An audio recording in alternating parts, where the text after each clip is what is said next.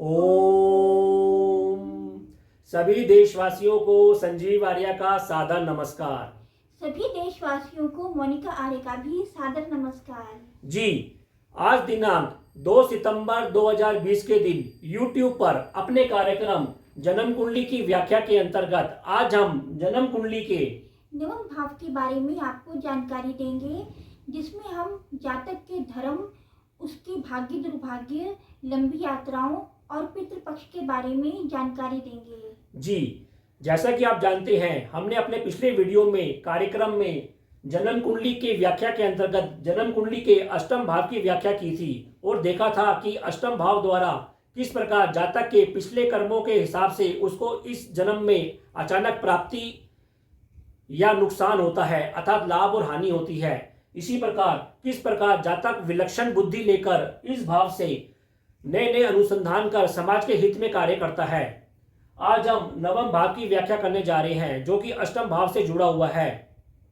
नवम भाव बेसिकली, जैसा कि मोनिका जी ने आपको बताया, जातक के धर्म भाव से, जातक के भाग्य दुर्भाग्य से, जातक की लंबी यात्राओं से और जातक के कुछ हद तक पितृपक्ष से जुड़ा होता है। क्योंकि जन्म कुंडली के 10वें भाव, जो कि जातक के पिता का भाव होता है, से 12वां भाव होने के कारण ये जातक के पिता के वंशज को भी दर्शाता है, अर्थात ये जातक के पिता, उसके दादा और उसके पूर्वजों को भी दर्शाता है। देखिए, इस संसार में धर्म को, विशेषकर भाग्य को मानने वाले या नाम मानने वाले दोनों बड़ी संख्या में पाए जाते हैं। फिर भी ऐसा देखा जाता है कि भाग्य को मानने वालों की संख्या कुछ अधिक पाई जाती है और ये बात कुछ हद तक ठीक भी है। हम अब समाज में अपने चारों ओर देखते हैं कि कुछ ऐसे लोग होते हैं जो खूब मेहनत करते हैं, लेकिन उस मेहनत के अनुसार उनको फल नहीं मिलता है। वे लोग ताउम्र ही सामान्य सा जीवन व्यतीत कर देते हैं। और दूसरी ओर कुछ ऐसे लोग भी होते हैं जो जन्म से ही खूब भाग्यवान होते हैं, अर्थात उन्होंने अपने जीवन में कुछ विशेष मेहनत या पढ़ाई लिखाई नहीं की होती है, लेकिन उनको संसार में संसारिक दृष्टि से हर प्रकार की सुविधाएं और भाग्य का लाभ मिलता रहता है। इससे यह सिद्ध होता है कि भाग्य रूपी शक्ति भी कहीं ना कहीं इस संसार में जातक के जीवन में अवश्य ही विद्यमान रहती है। इसी गुप्त शक्ति, जो कि भाग्य का रूप होती है, को परखने का, उसका विश्लेषण करने का भाव ही नवम भाव होता है और ज्योतिष द्वारा हम इस भाव को परखने की कोशिश करते हैं। देखिए, कल से, जैसा कि आप भी जानते हैं, हम भी जानते हैं कि हमारे देश में पितृपक्ष आरंभ हो रहा है। यह पितृपक्ष हमारे देश में 2 सितंबर से 17 सितंबर तक चलेगा। गुरुजी, पितृपक्ष से क्या अभिप्राय है? आप हमारे दर्शकों को जानकारी दीजिए। जी मोनिका जी, देखिए, पितृपक्ष बेसिकली हमारे परिवार में उन लोगों को कहते हैं जिन लोगों का स्वर्गवास हो चुका है और जो लोग हमसे दूर दूसरे जन्म में जा चुके हैं, इन लोगों को पितृ कहा जाता है। ऐसी मान्यता है कि जिस प्रकार दिवाली में माता लक्ष्मी पूरे संसार में विचरण करती है और देखती है कि किस परिवार को आर्थिक तौर पर धन की आवश्यकता है या कौन सा परिवार इसके काबिल है, उसको अपनी आशीर्वाद देती है, उसी प्रकार ये पितृपक्ष में भी हमारे पितृ हमारे परिवार, हमारे घर के आसपास आकर हमको सूक्ष्म दृष्टि से देखते हैं। ऐसी मान्यता है। वे देखते हैं कि हम किस प्रकार का कर्म कर रहे हैं। यदि हम कुछ अच्छे कर्म नहीं कर रहे होते हैं, विशेषकर उनके कहे अनुसार कर्म नहीं कर रहे होते हैं जो समाज हित में हो, तो वे हमसे नाराज होते हैं। इसके अलावा यदि हमने उन लोगों से अच्छा व्यवहार नहीं किया होता तो भी वे हमसे नाराज होते हैं। तो कुछ लोग इन पितृपक्षों को कुछ दुर्भाग्य काल या मनुष्य भी कहा जाता है, लेकिन ये गलत बात है। ज्योतिषी दृष्टि से ये समय हमें अपने आप को सात्विक कर अपने पितरों द्वारा बताए गए संस्कारों पर चलने का होता है। अतः हमको कोशिश करनी चाहिए कि हमको दान दक्षिणा देकर, अपने पितरों द्वारा बताए गए संस्कारों पर चलकर उनकी इच्छाओं को पूरा करने के लिए कार्य करना चाहिए। इससे हमारे पितृपक्ष प्रसन्न होते हैं और खुश होते हैं। जी, यदि आपने हमारे चैनल MS ज्योतिष सलाह को अभी तक सब्सक्राइब नहीं किया है तो इसे शीघ्र ही सब्सक्राइब कीजिए और यदि आपको हमारे वीडियोस पसंद आ रहे हैं तो इन्हें शेयर एंड लाइक कीजिए। गुरुजी, ये नवम भाव से क्या अभिप्राय है? जी देखिए, नवम भाव किन किन क्षेत्रों को रिप्रेजेंट करता है, अब हम उसकी व्याख्या करते हैं। बेसिकली नवम भाव जातक के धर्म भाव से जुड़ा होता है। इस स्थान को धर्म भाव भी कहा गया है। पंचम भाव से पंचम होने के कारण यह भाव धर्म को कर्म के रूप में प्रस्तुत करता है। जिस प्रकार पंचम भाव से जातक अपने प्रिय देवी या देवता की चाहत रखता है, उसी की कर्म भाव में यह उसकी पूर्ति करता है। इसमें हम जातक के अंदर छुपी हुई धार्मिक भावना को देखते हैं। इसके अलावा हम देखते हैं कि जातक के अंदर तीर्थ यात्रा, उसके तप, उसके व्रत, उसके विश्वास, उसके दर्शन शास्त्र, उसकी साधना, उसके किस प्रकार के गुरु हैं, गुरु के प्रति उसके क्या विचार हैं, इस प्रकार के प्रश्नों का भी उत्तर इसी भाव से देखते हैं। इसके अलावा दान दक्षिणा करना, अनुसंधान करना और पितृपक्ष संबंधी प्रश्नों का उत्तर भी इसी पक्ष भाव से देखा जाता है। इस भाव से हम जातक के भाग्य और दुर्भाग्य को भी देखते हैं। यह भाव मानसिक शक्तियों का भी प्रतीक होता है। यह भाव भाग्य से संबंधित विभिन्न प्रश्नों के उत्तर को भी देता है। इस प्रकार यह भाव काफ़ी रहस्यमयी होता है। इसी की खोज करना नवम भाव की पूर्ति दर्शाता है।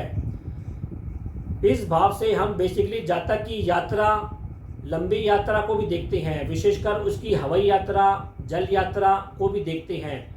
इसके अलावा विदेश यात्रा, जातक की दूरदृष्टि, उसकी द्वारा बनाई गई लंबी योजना, सपनों में आत्माओं को देखना, दूर संचार का किस प्रकार वो इस्तेमाल करेगा, इस प्रश्नों का उत्तर भी हम नवम भाव से देखते हैं। इसके अतिरिक्त इस भाव से जातक की उच्च शिक्षा को भी देखा जाता है। जिस प्रकार पंचम भाव जातक के माध्यमिक शिक्षा को दर्शाता है, नवम भाव पंचम से पंचम होने के कारण उसके विश्वविद्यालय की, कॉलेज की पढ़ाई और उस शिक्षा अनुसंधान को दर्शाता है। इसके अलावा कानूनी विभाग, देव कृपा उस पर कैसी होगी, कितनी होगी, इसका भी वर्णन हम इस भाव से देखते हैं। और जातक के शरीर पर इस भाव से हम जातक के जांघों और घुटनों को भी हम इसी भाव से देखते हैं। जी अब हम नवम भाव में ग्रह किस प्रकार का फल देते हैं, नवम भाव पर ग्रहों की दृष्टि और राशि किस प्रकार का फल देती है, उसकी सामान्य विवेचना करते हैं। देखिए, यदि नवम भाव में सूर्य महाराज बैठे हुए हैं, जिनको नवग्रहों में राजा की संज्ञा दी गई है, तो ऐसा जातक दृढ़ निश्चयी होता है और वैज्ञानिक ढंग से पड़ताल करने के बाद ही कोई धर्म के मामले में अपनी रुचि बनाता है। जातक किसी मंदिर या आश्रम का मुखिया होता है और धार्मिक क्रियाकलापों में बढ़ चढ़कर हिस्सा लेता है और उसकी लीडरशिप करता है। ऐसा सूर्य जो शुभ होता है, विदेशों में जातक को खूब मान सम्मान दिलवाता है। और यदि अशुभ सूर्य है तो जातक धर्म के मामले में कुछ कट्टर होता है और अपने आप को ही श्रेष्ठ मानते हुए अपने धर्म की तानाशाह के रूप में रक्षा करता है, ऐसा देखा जाता है। इसके अलावा ऐसा जातक कई बार कुछ ढोंग भी रचता है और इस आडंबर में वो कुछ गमन करता है और अंत में वो पकड़ा जाता है। और कई बार ऐसा भी होता है कि उसको जेल की यात्रा भी करनी पड़ती है। यदि नवम भाव पर चंद्रमा बैठे हुए हैं और शुभ चंद्रमा बैठे हुए हैं, जिसके ऊपर शुक्र की या बृहस्पति की दृष्टि है, तो ऐसा जातक शांत प्रिय, धर्म को मानने वाला, विशेषकर तीर्थ यात्राओं और जल क्षेत्रों की यात्रा करने वाला होता है। उसको शांति से तप करना, योग करना, इसमें उसको खूब आनंद आता है। और यदि चंद्रमा अशुभ है तो जातक को यात्राओं में कष्ट होता है, धर्म क्षेत्र में उसको कुछ हानि उठानी पड़ती है। विशेषकर धर्म क्षेत्रों में स्त्रियों द्वारा उसको विशेष कष्ट देखने को मिलता है। यदि नवम भाव में मंगल ग्रह बैठे हुए हैं या मंगल ग्रह की दृष्टि है, तो ऐसा जातक धर्म के मुकाबले कुछ अपने बल पर अधिक यकीन करता है, वह मेहनत को अधिक तरजीह देता है, भाग्य पर वह कम विश्वास करता है और अपने भाग्य को अपने मेहनत के बल पर अपने भाग्य को बनाता है। और यदि यह मंगल कुछ अशुभ दृष्टि में है तो जातक कुछ तानाशाही प्रवृत्ति का होता है, धर्म के मामलों में झगड़ने वाला होता है और वाद विवाद करने वाला होता है।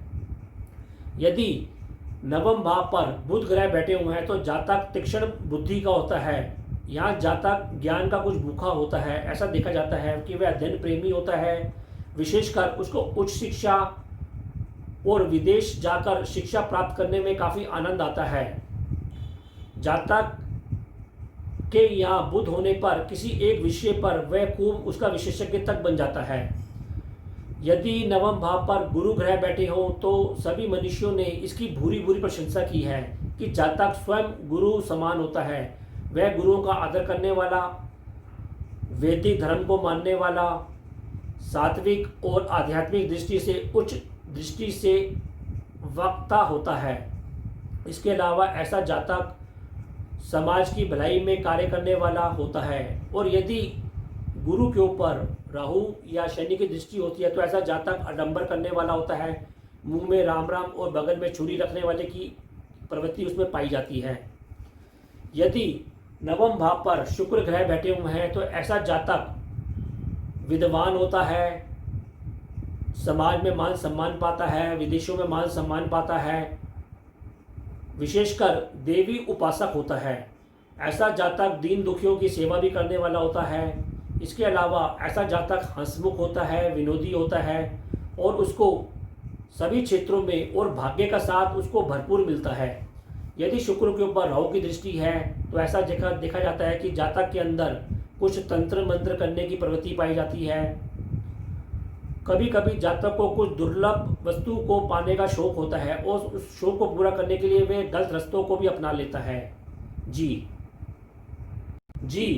अब हम नवम भाव में शनि क्या फल देते हैं उसकी विवेचना करते हैं।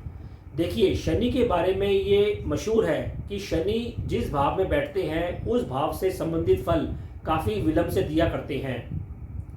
नवम भाव में बैठकर शनि जातक के भाग्योदय होने में काफ़ी विलंब लगाते हैं। ऐसा देखा जाता है कि जातक की उम्र के 48 वर्ष के पश्चात ही जातक का भाग्योदय होता है।